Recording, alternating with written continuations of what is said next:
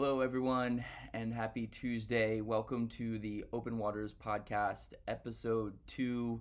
Quite a special episode coming up. This is the first episode that we are including a guest on, something that we've talked about in our first episode, in our introductions, where our game plan is to do a rotating host, where we're going to interview different people that we may have come across or may know from the maritime industry. This first guest is Kaitlin Hall. She's a student from Texas Maritime Academy. You're going to hear plenty more in the interview up and coming. And I'm joined in this episode by both Mark and Brendan. And yes, like I said, that's something that we're going to try to do moving forward is depending on the guest that we do have for that episode is going to determine what hosts are going to be interviewing.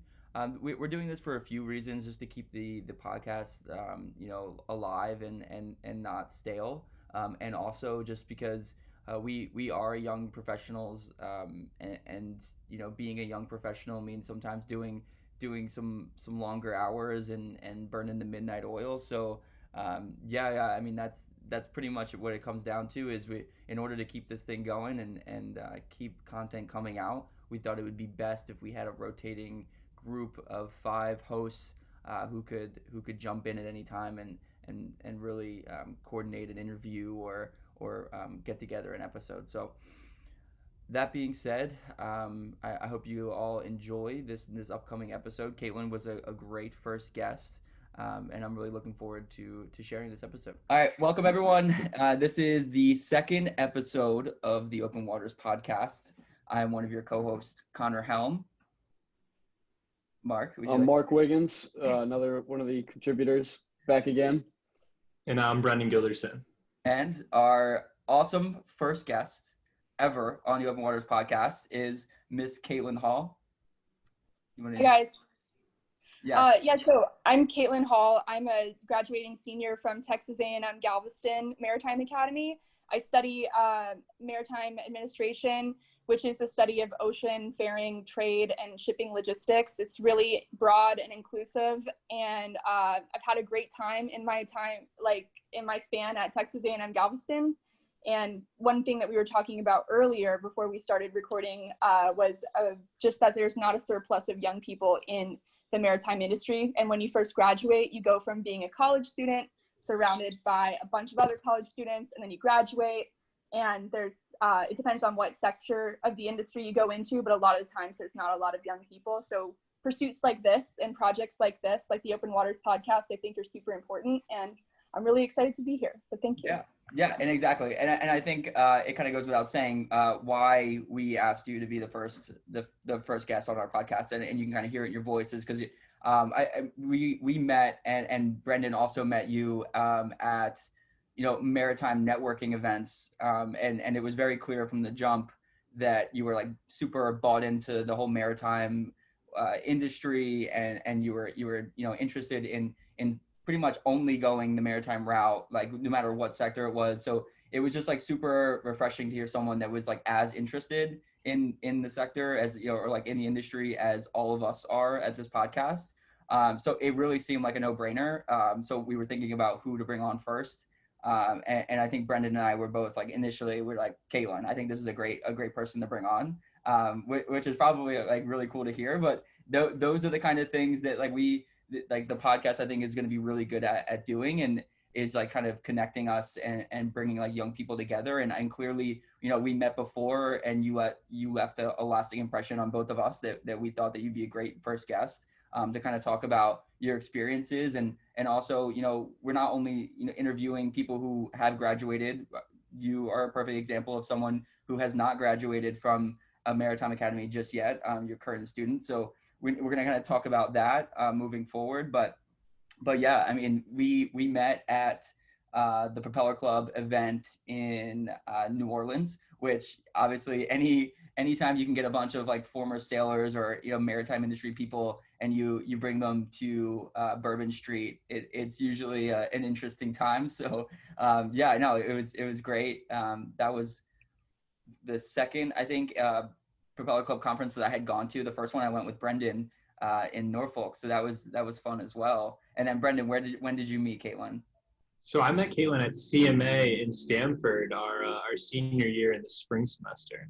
So CMA is really cool because it's based out of the Connecticut Maritime Association. And Stanford is actually where I'm based out of right now, where I'm living. But it has a lot of major oil companies, a lot of major chemical companies, dry bulk. It has everyone in shipping. And Mass Maritime is always invited to go.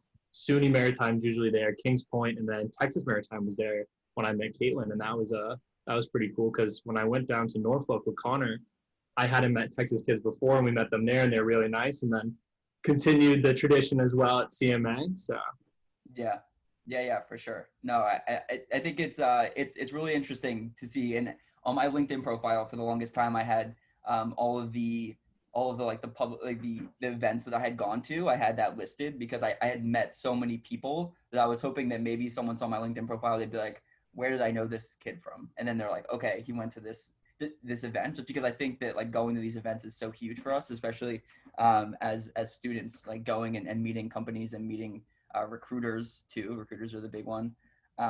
So that's just like a quick intro to like how we know each other, which I thought was an interesting thing to start off with. And then I guess the next thing to do would just be to kind of talk about you, Kaitlin, talk about like your experiences and stuff at school. I mean, all three of us have been through it. We were in the business program at Mass Maritime. So we talked about it in our last episode. We talked about some of our experiences with internships and kind of how they shaped our career moving forward. And mine certainly did. So I'd kind of be interested in you, like just walking through our internships. I'm looking at your LinkedIn profile right now and I see some of the experiences you have, which are really cool. A lot of them are similar in the fact that they're for like terminals and ports. So I'd love to hear just a little bit more about your three experiences. Okay, yeah, awesome. Well, thank you so much. And to get started, I transferred to Texas A&M Galveston in September of 2018 from a community college local to my area. And so I was technically a sophomore, but by A&M standards, all freshmen or all transfer students for their first semester are freshmen. So I started going out and I was lucky enough to get invited to a couple of business luncheons. Like one was for the International Transportation Management Association, the ITMA, which is a Houston local commerce club that a bunch of really great people, like by this point, I've been going there for 3 years and I know all the board members, they're awesome. And it was really environments like that, you know, you talked a little bit earlier about me being very bought in and very passionate and excited about the maritime industry. And to get started with my internship experience, it all started from going to those events and seeing like beyond, you know, PowerPoint presentations, textbooks, in-class like lectures, seeing that translated into the real world where it's someone's career and like this awesome gathering of people who are all very excited and have years of experience. That is what pushed me to get out there in the real world in my sophomore year of college and push for an internship, even though it was a little bit earlier than most people typically get their internship experiences at Texas A&M. With us, normally it's like juniors and seniors who get the internships and push for it. It's something that you do later on. But with me, I was super excited and passionate, and I wanted to get out there. So I applied for Cape Canaveral Port Authority that year in that spring, and I at that point had not gotten an interview yet. And had gotten rejection, like emails and stuff like that from several other companies. We know the feeling. Had dead ends. So it was actually at CMA that the second day of the conference when I met you that I got my offer letter to go to Canal. Brendan. Good luck, probably. Yeah, definitely. Yeah, you were just a good luck charm.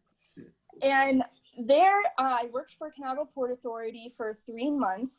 And I worked as a human resources and rotating intern. So what was really beneficial about that first experience is that I rotated through all of the different departments, ground transportation at Canaveral Port Authority, learned about their daily operations, their challenges. I worked with the line handlers, I worked with the risk management department, and also process improvement, which is something that was really cool because it showed me the different levels to what makes a port authority successful, which is a very complex thing. And there's so many different ways of going about it. And the main thing that I really took from Canaveral Port Authority that I would, this is why I really just love to push people towards their dreams, because what Canaveral Port Authority did for me was that it gave me confidence in myself that I did that, I can go out and do it again and then do something even bigger the next time. So no, that's so cool. And I'm sorry to cut you off, but so I think that'd be really cool, just to kind of put that, to just compare that to me personally. And I think that when I did my internship, I did it at the Great Lakes, and it was very similar, totally different industry, but very similar in the fact that it was rotating, which I think is one of the the best things that companies can do. If a company is listening right now and they're offering internships, if it's rotating throughout different departments, that it's just tremendously valuable to be able to see all different types of different things. I was doing vessel safety, but I was also doing business ops and vessel ops, which are two totally different things, but very important. And having that rotational experience at my first internship is exactly kind of translates into my current career and just some of the stuff that I learned through that rotation. And then on top of that, how you say the Canaveral really opened up your mind and kind of opened up your opportunities. You want to do something bigger and better. Same exact experience with my company, where I was like, holy crap, this is a great experience. And now this is just going to drive me even more to find something that I really, really like, because I've at that internship, I figured out that I was bought in. I think that's when I determined that I was this is what I want to do. I want to work in the maritime industry. And yeah, so just sorry to interject, but I thought that was really cool. Yeah, no, I appreciate it. I'm glad that other people have had similar experiences. I think that internships are a great way for a company to invest in their, aging workforce and future talent pipeline, which is a line that I've heard from a couple different companies. And so, yeah, if there are any companies interested in doing internships that are listening right now or in the future, totally do it, because even if an intern doesn't work with you right after graduation, you still have you have a pipeline of future talent through them, and especially through Texas A&M Galveston. So my next internship was Galveston Port Authority. I worked in accounts payable as an AP intern, and with that, I also rotated through accounts receivable. And that was something that I was just really excited to learn more about port authorities and how they handle finances. I learned a lot of really cool things. And one of the things that I learned was that there's this software that they use that I became familiar with. It's called NetSuite through the software company Oracle. And from that experience, everything just kind of gave me more to talk about to somebody else, basically. Because then I went somewhere else, and they were an accounts payable professional, and they were talking with me about my experience there and at Galveston Port Authority. And they're like, what software did y'all use? I was like, NetSuite. And they're like, oh my gosh, you have to tell me all about it and show me everything. And so I was able to really connect with this person, because that was something that she really wanted to introduce at her company that I had experience on and could recommend to her. So then my third internship was with Federal Marine Terminals. It's a stevedoring agency that's headquartered out of Montreal, Canada, which is super, super cool. And how I found all of my internships was through the A&M Galveston Career Distribution. So that's another thing that I think is really important for students to know, and for universities to know as well, to really invest in your career services professionals and department, because they will provide invaluable resources for your students to go out there, get jobs, get internships, and then be able to pay it forward. Through Canaveral Port Authority, I was able to make such great relationships with everyone in HR that they went to the fall career fair and in 2019. and recruited 4 people from Texas A&M Galveston to fill internships that unfortunately weren't able to happen. So this summer, I was supposed to go to Montreal, Canada with Federal Marine Terminals and intern at their corporate office. And then right after I received my offer letter and my accommodation details, super excited. Unfortunately, the pandemic forced Canada to close their borders. So that really put a damper on things for everybody. And I was fortunate, and I'm very grateful to have made it out, pretty much all right. Like, my internship was able to find a location where it was safe for me to go.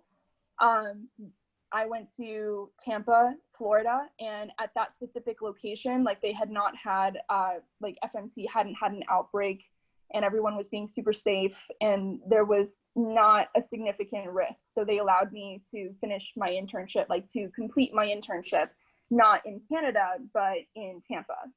That's so cool. That's awesome. Yeah. Yeah, shout out FMT right there. That's like great. Yeah, they want to talk about like building a pipeline, like that's it. They did it. Yeah. They put their money where the mouth was. Yeah. Yeah. And unfortunately, the same, it wasn't possible for other places to do the same. You know what I mean? Yeah. Like Canaveral Port Authority, so much of their revenue comes from the cruise industry. So, obviously interns with, after everything went remote, there were so many changes that happened. All those 4 Texas A&M Galveston students that I mentioned, their internships were canceled. So that the same was for Port Houston Authority and all, a lot of other locations did the same thing. Internships were canceled, which, as I mentioned earlier in my spiel, usually you don't get an internship or don't really pursue one until your junior or senior year at A&M Galveston. So that really, really affected a lot of people because now they are graduating, but they don't have any experience. So it's super unfortunate. And that's one negative that COVID-19 has really impacted college students, in that way, is that it canceled internship experiences. And I was just lucky to make it through with mine. Yeah, that's crazy. I think the biggest thing that the Maritime Academies all offer and kind of, this is like the advertisements, I'll say, like the learn, do, learn philosophy, right? You're going to learn you'll learn the books, and then you're going to go do it like boots on the ground. And then you're going to come back, and then we're going to kind of talk about that. And I experienced that specifically when I was doing my second internship at the Port of Philadelphia, which is very similar, I'm sure, as far as like stevedoring operations to FMT. So it was really cool to do that internship and then go ahead and take port and terminal operations the next semester. And I felt like at that point I was like teaching the class because I felt like I knew so much that the books couldn't teach me. I knew about labor relations and how, just the labor and how they interact with the actual company people. And it was like a great experience. And I think that's really going to hurt some people coming, either if you're just joining one of the Maritime Academies, if you're in regular college and not in a maritime school, that's going to hurt you as well, because it's across the board. It's not just maritime that internships are getting canceled. And, we were just talking about conferences are getting canceled. Your opportunities to meet people are few and fewer pretty much like every time you take a look. Internships getting canceled and stuff. So that's another reason why we're kind of trying to build this podcast, right? Because I think that this offers a platform for people to kind of just get their name out, get their experiences out, and hopefully maybe the right person hears it. And we can kind of become like an extension of career services, I guess, which would be really cool. Talk about a pipeline. Yeah, no, exactly. So one of the things that I thought was really interesting, and I said it before, is that you were doing a lot of like port work. And I wanted to ask you how you felt, because you were at FMT, so you were doing stevedoring, you were boots on the ground. How do you feel about the boots on the ground, working at a terminal as opposed to maybe being in the office? So I think that in any industry, you really have to pay your dues. And that is an excellent way to go about it, because FMT at Port Manatee is a non-union port. So there's a lot of differences between how the vessel superintendents operate and interact with labor, as you already mentioned. And there's a difference when you're not using union labor, things like, meal times, overtime, they can be a little bit more, subject to change. And it's not like, it doesn't go into litigation if you accidentally work through a lunch break. And another thing that changes with that is that it's more hands-on. Absolutely. You weren't moving containers, were you? I hope not. Well, that would be wrong because I'm not certified. Exactly. Yeah. But I did get the chance to operate a forklift, rated up to 30,000 pounds. So with everything that I experienced, I think that it was super cool to have done the boots on the ground thing. And I would totally recommend it to anyone who's young in the industry so that you can pay your dues, say that you've done all these things. It'll give you a lot of credibility when you have to talk to the salty dogs who, have been in this industry but didn't get a college degree. And so they have an opinion of doing one way of things. It'll give you a way to connect with them and build a relationship and get things done. So I think that anyone who is looking to go into the maritime industry and is super bought in and is not going to be dissuaded by hard work and at times physical labor, do it. Go as hands-on as possible. Like, stay out of the office while you're young because your body can handle it. And, you should be young, humble, and hungry is what I always, say. So I think that's the best way to go about it. Totally agree. I feel like I'm about to run through a brick wall. I totally, I totally echo everything you're saying.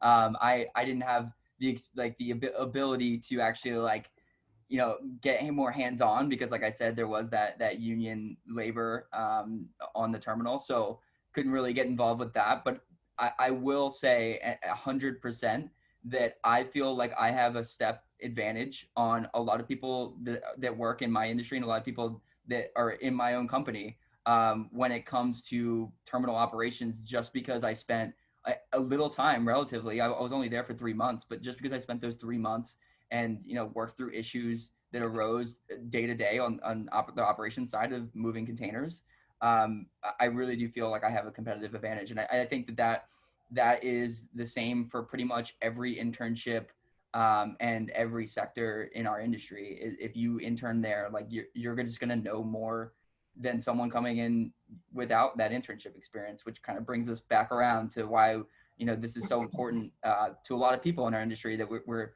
still kind of paying it forward and giving it back to some of the younger people in our industry who are looking for internship experiences or looking for entry-level positions. So yeah.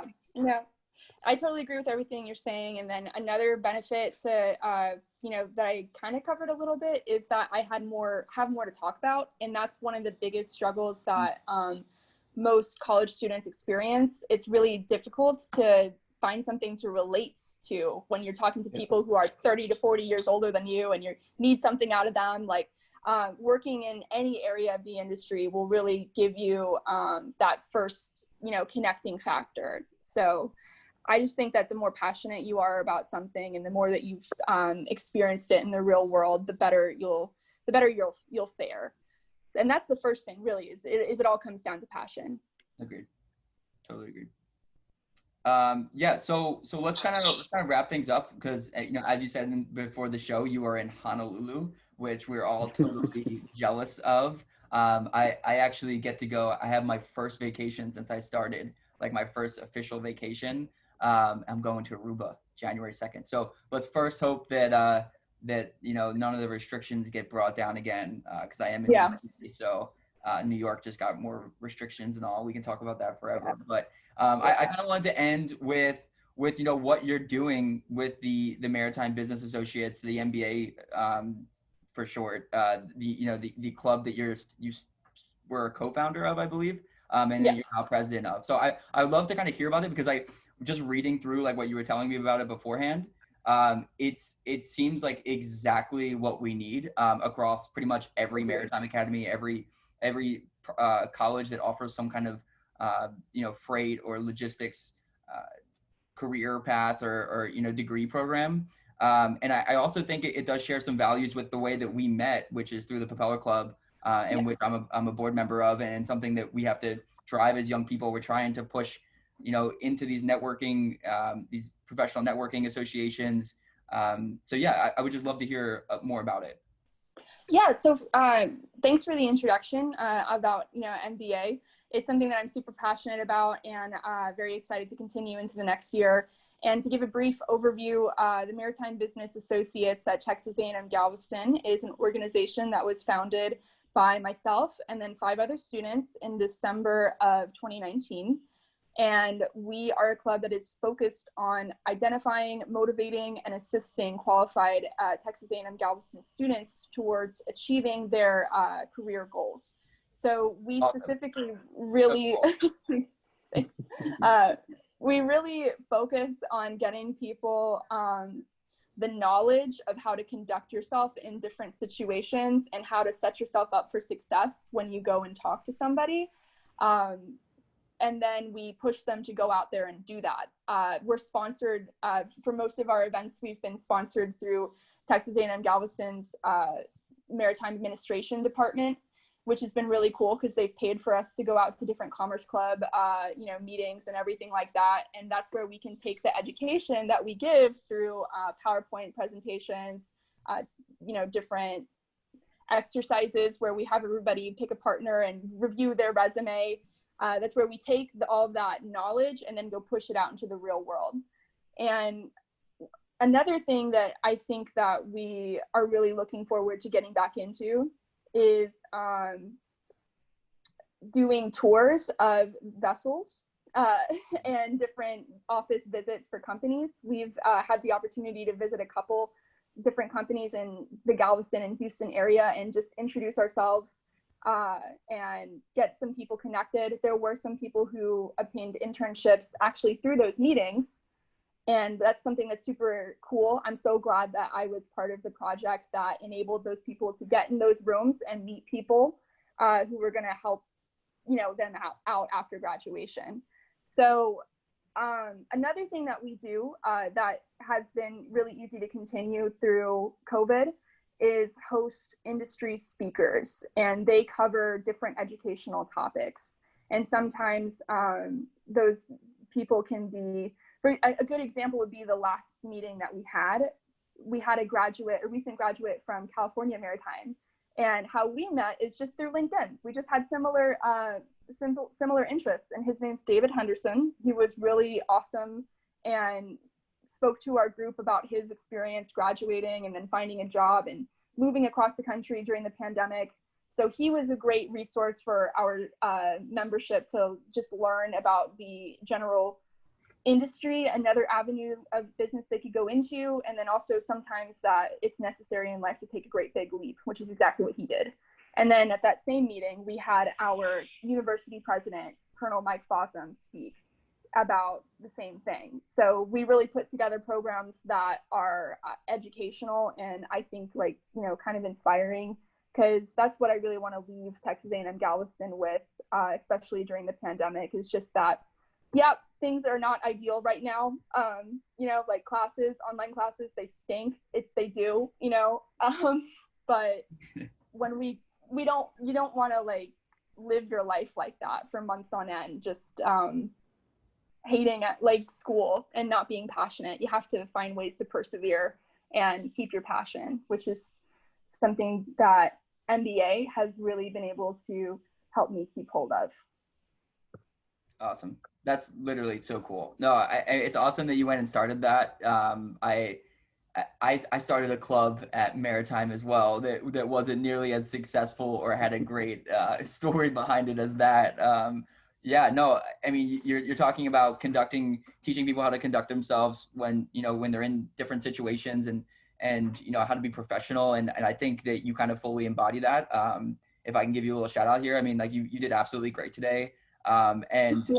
Yes. And I just think that, you show that you're very passionate about the industry.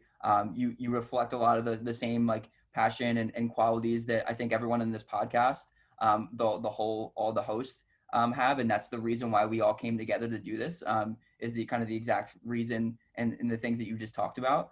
So it's super cool, super cool. I kind of just want to wrap things up here. I don't know if anyone else has anything else to add.